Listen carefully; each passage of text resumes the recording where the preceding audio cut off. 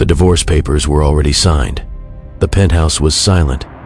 Emeka Okafor stood by the floor-to-ceiling window of his Victoria Island apartment, 43 floors above Lagos, watching the city burn orange in the evening light, and for the first time in 11 years, he felt absolutely nothing. Not relief, not grief. Just the hollow echo of a man who had traded everything real for everything expensive. His phone buzzed, a notification from his bank. Another 9-figure transfer confirmed. He didn't even look at it. He was thinking about a girl who sold tomatoes in Balogun Market. A girl who had laughed at him once, actually laughed at him, when he tried to impress her.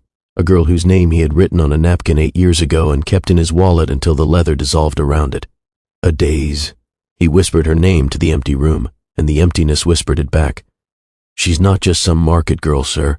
Emeka's personal assistant, Tunde, was trembling as he placed the manila folder on the mahogany desk. His hands wouldn't stop shaking. Before you sign the acquisition papers for Okafor Energy's new distribution hub in Onitsha, you need to see this. Emeka didn't look up from his laptop. Tunde, I have a board meeting in 20 minutes. Whatever this is, the land, sir. Tunde's voice cracked. The land the entire project is built on. It belongs to her. To Adaeze Nwosu, the woman the one from the market. The room went completely still. Emeka's fingers froze above the keyboard. He raised his eyes slowly, and when he finally looked at the photograph paperclipped to the top of the folder, a woman standing in front of a modest compound in Onitsha, her arms crossed, her chin raised, her eyes sharp as a blade. His chest caved in. It had been 8 years. She was more beautiful, and she was standing between him and a 400 million naira deal.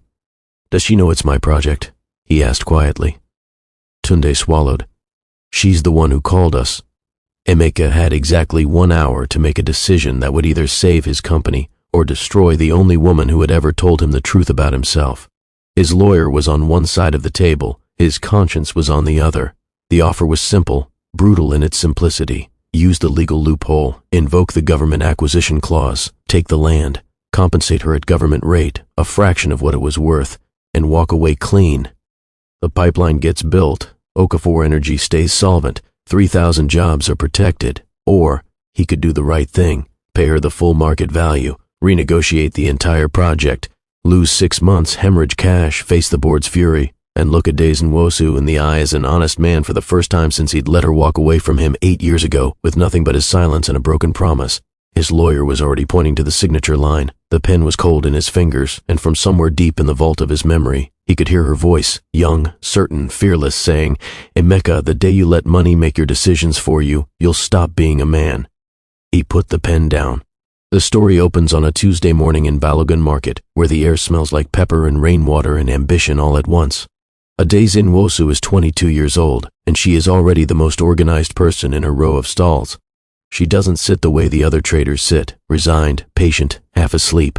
She stands. She counts change before customers finish counting it themselves. She haggles in 3 languages and wins in all 3. Her mother sold in this same market for 30 years. Adaeze intends to be the last generation that does. It is on this ordinary Tuesday that a black G-Wagon with tinted windows parks badly at the edge of the market, blocking 2 pepper sellers and causing the kind of chaos only rich people cause without meaning to. Out steps Emeka Okafor, 30 years old, dressed in a linen agbada that costs more than Adaeze's monthly earnings, flanked by 2 assistants who are both staring at their phones. He is here because his mother, the formidable chief Mrs. Okafor, who believes God and markets are the same thing, has sent him to buy fresh tomatoes personally, not to send a driver, personally.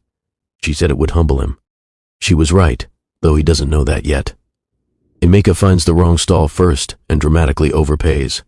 He finds the right stall second, Adaeze's, and tries to negotiate, which is when everything goes sideways. You want to negotiate? She says, looking him up and down with the patient expression of a schoolteacher. With what knowledge? Do you know what fuel cost to bring these from Joe's? Do you know what the floods did to the tomato farms in Kaduna last month? He doesn't, she tells him.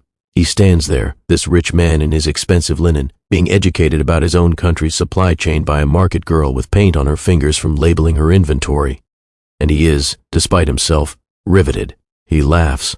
She doesn't laugh back immediately. She's still making her point, but then something in his laugh catches her off guard. It's genuine. Rich people in Lagos don't usually laugh like that in her market. What's your name? He asks. Adaeze, she says. What's yours? He tells her. She doesn't react to his name the way people usually do. No flash of recognition, no sudden deference. You should come back Thursday, she says, handing him his tomatoes. I'll have better ones. And don't park like that. You blocked Mama Chisam's stall. He comes back Thursday. He comes back the following Tuesday. He comes back so many times that Tunde starts scheduling it into his calendar under the label Tomato Run, and nobody asks questions because everyone assumes the big man has developed a culinary hobby. What is actually happening is that Emeka Okafor is falling in love for the first time with a woman who does not need him, is not impressed by him, and keeps telling him the truth. Their conversations in those weeks are electric, stolen half hours between her selling and his meetings sitting on overturned crates while the market roars around them. You don't actually run that company, she tells him one afternoon, blunt as a slap. Your father built it. You inherited it. There's a difference and you know it. That's harsh, he says. It's honest, she replies. You said you wanted honest. Rich people always say they want honest until they get it. He tells her she's the most exhausting person he's ever met. She tells him he should try harder. And somewhere in that back and forth, in the heat and the noise and the smell of spices and diesel, something real is being built between two people who come from completely different worlds. He invites her to dinner at a restaurant in Victoria Island. She comes in a dress she made herself and sits at the table with more confidence than women who've been to that restaurant 100 times. He watches the waiter subtly condescend to her, and watches Adaeze handle it with such quiet, devastating grace that the waiter leaves the table looking ashamed of himself. How do you do that? Emeka asks. Do what? Not let it touch you. She's quiet for a moment. It touches me, she says softly. I just don't give them the satisfaction of seeing it. He falls more in love across that sentence. But there is a world outside this restaurant. There is his mother. There is a board of directors. There is a merger being arranged between Okafor Energy and Zenith Power Group, and the Zenith Power chairman has a daughter. Chisom Adeyemi, elegant and educated in London, perfectly positioned to cement an alliance between two dynasties. Chief Mrs. Okafor presents this reality to her son, not as a suggestion, but as a calendar event. She is coming for dinner Sunday, she says. That is all. Emeka doesn't tell Adaeze about Sunday dinner. He tells himself he will. He doesn't. The merger announcement is splashed across this day newspaper 3 weeks later with a photograph. Emeka Okafor, Chisom Adeyemi, both families smiling. The headline calls it the union of the season. Adaeze sees it on someone's phone in the market. She doesn't cry in front of anyone. She waits until she gets home, closes her door, and then she cries until her chest stops hurting. Then she wipes her face, goes back to her accounts book, and starts planning. 8 years pass. The Adaeze who exists now is barely recognizable as the girl from the tomato stall, and yet she is exactly the same person, just expanded. She has built a logistics company from nothing, starting with a single truck ferrying goods between Lagos and Onitsha, then 3 trucks, then a warehouse, then a land acquisition outside Onitsha, 4 acres of strategically positioned land near the Niger Delta corridor that she bought cheaply when no one was looking. Because she had learned the supply chain, she understood the routes, and she had spent 8 years listening to what no one else was paying attention to. Her company, Nwosu Freight and Logistics, now employs 60 people, and she runs it from an office above a modest building in Onitsha where her mother's photograph hangs on the wall. The knock on her world comes from Tunde, though she doesn't know it's Tunde at first. It comes as a letter from Okafor Energy's legal team, flagging her land as critical to their new distribution hub, offering acquisition at the government-assessed rate. The number is so low she laughs out loud when she reads it. Then she stops laughing. She does the research. She finds out whose project it is. She sits with that for 24 hours. Then she calls the number on the letter herself. When Tunde realizes who he's speaking to, the conversation stutters. When he tells Emeka, the office goes quiet. Emeka insists on the meeting himself. His lawyers advise against it. Personal involvement in a commercial dispute is messy. He doesn't care. He needs to see her. He flies to Onitsha on a Thursday, because Thursday's when they always used to speak. He finds her standing in front of her warehouse in work clothes, her hair wrapped, a tablet in her hand. She is not who he left at that market stall. But her eyes are the same, patient, measuring, unimpressed. Emeka, she says. Not sir, not Mr. Okafor. Emeka. Adaeze, he says, and the word breaks slightly in his mouth. This is unexpected, she says, completely neutrally. How long have you known it was my project, he asks. Long enough, she says. How long have you known it was my land, she asks back. The question hangs between them like heat. He tells her the truth. He hadn't known. Tunde had handled the land sourcing. He hadn't seen her name until a folder landed on his desk 2 days ago. She studies his face for a long moment, the way she used to study faces in the market, reading for truth, and then nods slowly. Okay, I believe you. she says simply, and walks inside. He follows. The negotiation that happens over the next 3 hours in her conference room is the most honest business conversation Emeka has ever had in his life. She has done her homework. She knows the real value of the land, the real projected revenue of the hub, the real margins of his deal. She isn't asking for sympathy or charity. She is asking for fair market value and a logistics partnership. No Sioux freight to handle distribution for the hub's first 5 years. It's a brilliant ask. It turns his acquisition into a partnership. His lawyers, joining by phone, are grudgingly impressed. But somewhere in the middle of the numbers, they stop talking about numbers. "Why didn't you tell me about her?" she asks.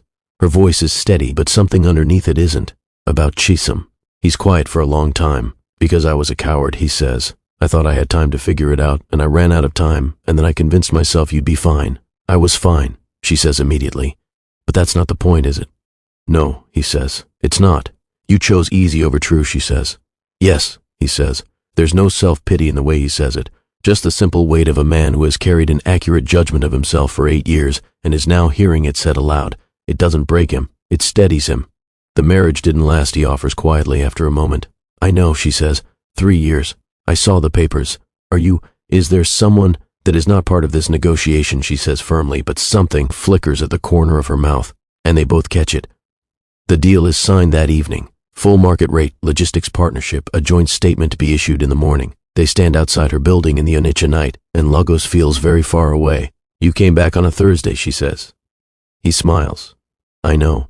Was that intentional?" "Completely." She looks at him for a long moment. The market girl who became a freight mogul and the oil heir who grew into a man. The years between them, and the conversation that outlasted all of it. "There's a place nearby," she says finally. "The food is better than anything in Victoria Island. Come." "To dinner," he says. "To eat," she says. "Don't get ahead of yourself." He laughs, that same genuine laugh that caught her off guard a decade ago in a crowded market when he was a man with too much money and too little honesty. She doesn't laugh back immediately. She's still walking, but after a few steps she does, and the market, even this far away, in the memory of both of them, roars on.